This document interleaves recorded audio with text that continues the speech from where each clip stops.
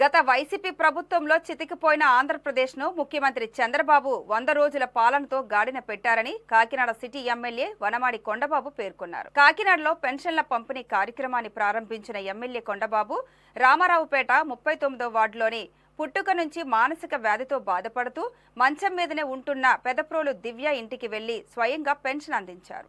ఈ సందర్భంగా ఆయన మాట్లాడుతూ వ్యవస్థను పనిచేయించడంలో చంద్రబాబును మించిన నాయకుడు లేరని స్పష్టం చేశారు.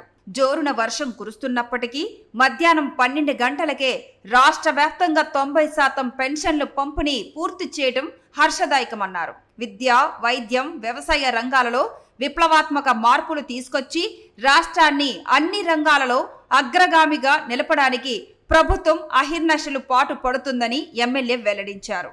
ఈనాడు ఏదైతే కూటమి ప్రభుత్వం ఉందో ఈ రోజున ఈ కూటమి ప్రభుత్వం ప్రజలకు ఇచ్చిన మాట నిలబెట్టుకుంటుంది. అదేవిధంగా నిలబెట్టుకోవడం కాకుండా ప్రజలకు ఇచ్చిన హామీలన్నీ కూడా నెరవేర్చుకుంటూ వస్తుంది. ఈ రోజున 3వ నెల పెన్షన్ ఇవ్వడం కాకుండా ఈరోజు చెప్పాలంటే గతంలో సెలవు రోజు వస్తే పెన్షన్ ఇచ్చేవారు కదండి. 1వ తారీఖు సెలవు రోజు వస్తే పెన్షన్ ఇచ్చేవారు కాదు. ఆ ప్రభుత్వానికి జగన్మోహన్ రెడ్డి ప్రభుత్వానికి అనుభవం లేదు, అవగాహన లేదు. ఈ రోజు చూడండి 1వ తారీఖు ఆదివారం వస్తుందని చెప్పి 31వ తారీఖున పెన్షన్ ఇవ్వడం జరిగింది. ఈ రోజున గత ప్రభుత్వంలో జగన్మోహన్ రెడ్డి ప్రభుత్వంలో సెలవు వస్తే ఆ రోజు పెన్షన్ ఇచ్చేవారు కాదు. ముందు రోజు ఇవ్వాలన్న ఆలోచన కూడా లేదు ప్రభుత్వానికి. అలాంటి ఇబ్బందులు ఎన్నో ఎదుర్కొన్నారు పెన్షన్దారులు.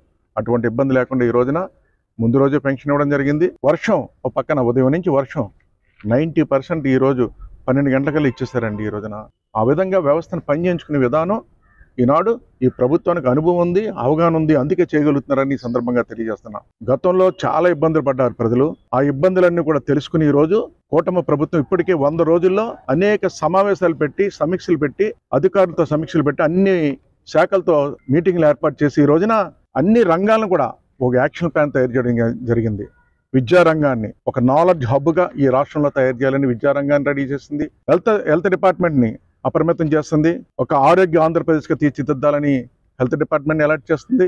అదే వ్యవసాయ రంగాన్ని ఈ రాష్ట్రంలోనే అగ్రగామిగా వ్యవసాయాన్ని, అక్వాకల్చర్ని అభివృద్ధి చేసుకుని ముందుకెళ్ళాలి, అక్వా హబ్గా తయారు చేయాలని, అదేవిధంగా వ్యవసాయాన్ని ఒక హబ్గా తయారు చేసి వ్యవసాయాన్ని ముందుకు తీసుకెళ్లాలని అన్ని రంగాల్ని కూడా ఈరోజు 100 రోజుల్లో మీటింగ్లు ఏర్పాటు చేసి ఈరోజు ముందుకు తీసుకెళ్తుంది. ప్రభుత్వం అనుకున్న దానికంటే ముందంజలో ఉంది, మాట ఇచ్చిన నిలబెట్టుకుంటుంది ప్రభుత్వాన్ని మీ ద్వారా తెలియజేస్తున్నాం.